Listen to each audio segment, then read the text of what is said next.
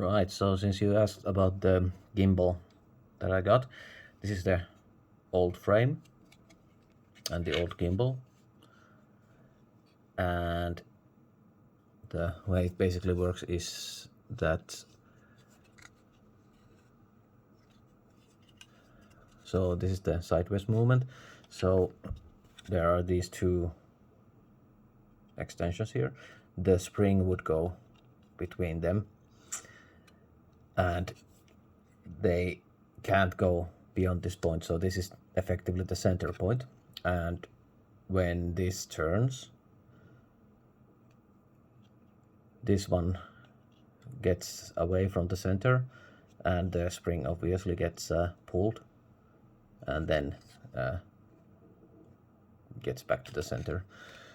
Same thing for the pitch axis, but it's harder for me to manually operate. Need to kind of jam my finger in there. Yeah, so that's how the resistance works in this.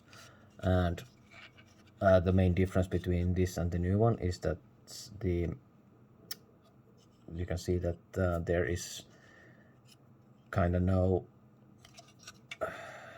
it's not a bearing or anything, it's just a very well fitting piece of plastic inside a hole with some damping grease. So yeah, the damping grease really gets quite hard to push through if you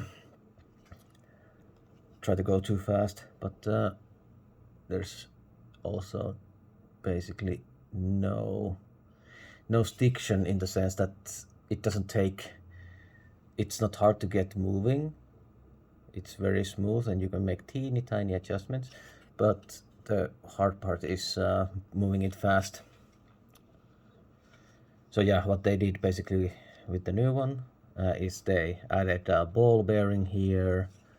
They added a ball bearing, hard to get the light to hit there, but there. And they, on this side, they kind of added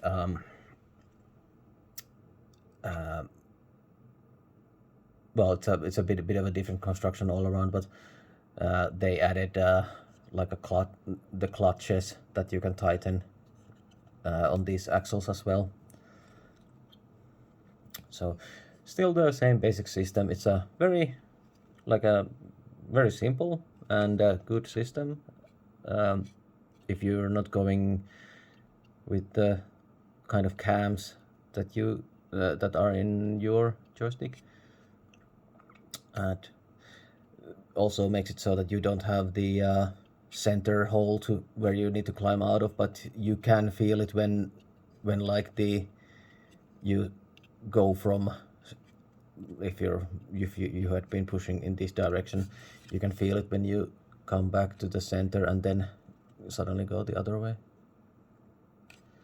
But it's not like you need any more force for that. You just feel like a slight, like something touched there. And yeah, that's the way these work.